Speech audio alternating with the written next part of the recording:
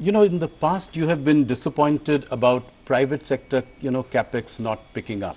This has been, you've said it in a couple of meetings, you've said it in our interviews as well. Do you see an uptick now because of certain reforms that you have introduced? I see some green shoots. I think it is the situation is improving, and I have reasons to believe that private sector investments will only grow. When I was asking you about this bank committee, there are two questions that I have related to that. One is, are you looking at the consolidation of PSU banks? Some mega banks as opposed to a whole lot of PSU banks today.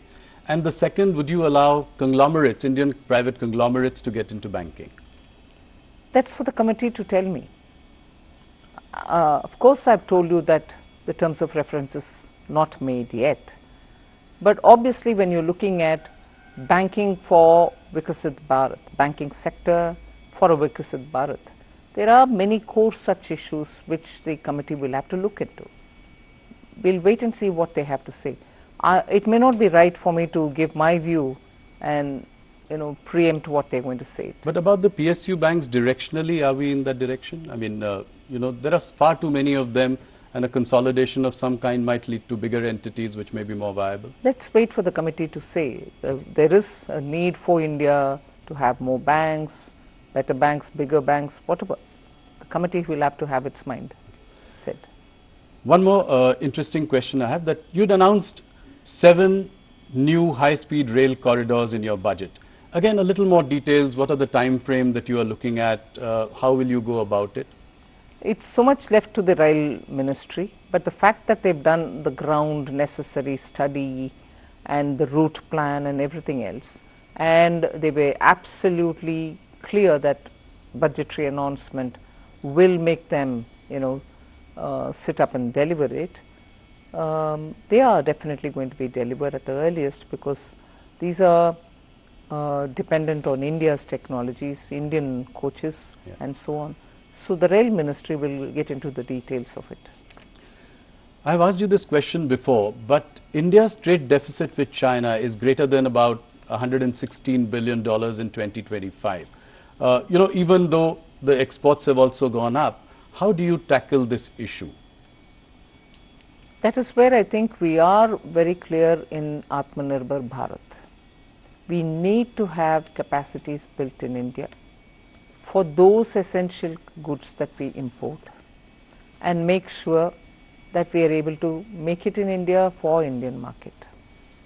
Even as I say this, we have not restricted the imports of some of the critical machines or equipments or some raw materials which are so important for our industries. So capacities will have to grow, but in the meanwhile you still need, for those very same capacities, imported equipments.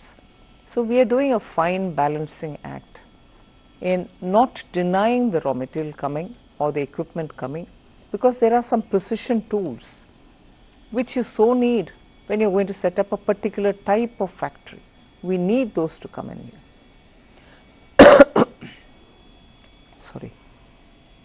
But at the same time, capacities in India will have to be expanded, ramped up sooner, so that our dependencies can come down. But this story is one side of the coin. Right. The other side of the coin is market access in China. I was Commerce Minister, and I know in my time also we've been asking for greater market access for Indian goods. Right, in China. That is moving very slowly. So now that the relationship with China is improving, would you consider relaxing restrictions on investments by China through Press Note 3? That would really take the relationship to the next level. Well, some discussions were happening. I'm not sure where it is reached as yet. Once we arrive at something, I'll be able to expand on it. Sure. Nirmala ji, there are many tax litigations going on in the country. You've done a lot for ease of doing business. Tax uncertainties are there. Only in IT, rupees 25 lakh crore disputed amounts are pending. You'd come out with Vivad Se Vishwas. I don't know how successful that was. How do we solve this problem as well? I think even in this budget I have given both for direct and indirect taxes, ways in which we can settle such disputes. Even in the last budget we had made very clear that in some cases where the department, the board does not have to go appealing against a verdict, we should sit back and say, no, we are not appealing. One level of the court has decided, we go in favor of the SSC. So the approach should have to be more to settle and not pursue further. Yes. And that is today's understanding in both the boards. And I'm so happy for it, because now therefore most of our measures are in that route, that we don't go appealing just because we want to earn a few hundred more rupees. Okay. Nirmala ji, disinvestment target is something that is missed almost every year in the last few years. This year also you've taken an ambitious target of 80,000 crore for the coming year. How is it going to be achieved? I've heard, you know, this, your press conference where it was discussed about IDBI. But what about Shipping Corporation, BPCL, BMEL, Container Corporation and so on? Can you give us some broad roadmap on the way I'm forward? not repeating my answers, but I also want to underline the fact that when government has decided in the cabinet that a certain number of disinvestments will have to happen, it's a duty to honor it. Yes. We will never be able to bypass it and say no, unless the decision itself is changed by the cabinet, and no decision has changed till now. Earlier it was, at least a few years ago, it was COVID affected market, economy reviving market, so we had to be cautious about going to the market when it is not so suitable and so on. But I'm very clear that I will be focusing also now on disinvestment, having given quite a few concessions in direct taxation, having been given in GST indirect taxation. My revenue also will have to be looked at from the point of view of what I'm going to get out of disinvestment. Yes.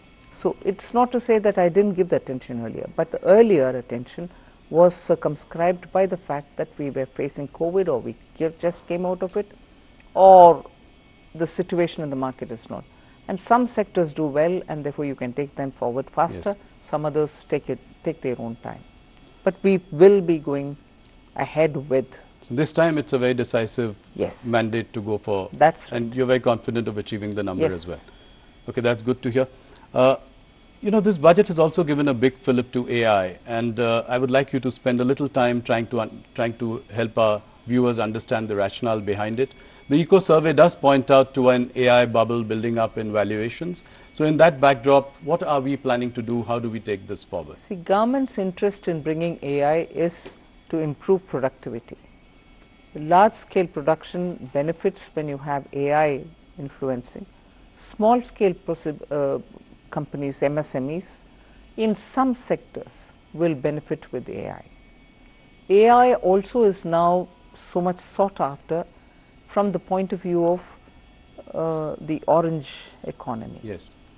AI now has become part of every office. I've said this before, that in income tax and in GST, using artificial intelligence, deep tech, we are able to detect and see the money trail where we need to chase physically, manually, without technology.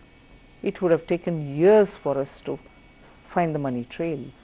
Whereas now you go on this AI, you are able to get the entire web before you of who's going where, from where to where money is being sent and so on. So if that is the case with income tax, that's the case also with rural technologies, yes.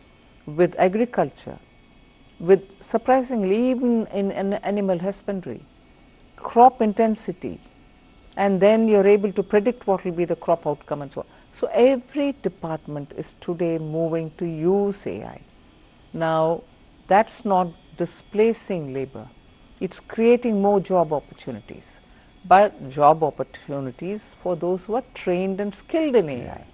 And that is why in this budget you see that we are listing out ways in which we are going to bring in technology into schools, into colleges, so that they will be able to come out and be an entrepreneur or set up a business to say, you want some AI solutions, I can give you. Sure. We are doing that as a pilot now in 3 states at the ITI district level. In the age-old ITIs, Yes. where students went and learned some technology, they don't become engineers, but they do get a diploma. Used to be the world earlier. Yeah, yes. Now we are upgrading all these district level ITIs with the central government's money and making sure that master trainers are sent to all the districts, students are brought in, they can have the AI training and therefore be ready for the market. Just as the last budget and the budget before, we had set up institutions of excellence for AI in agriculture, AI in health, AI in cities building. That's interesting.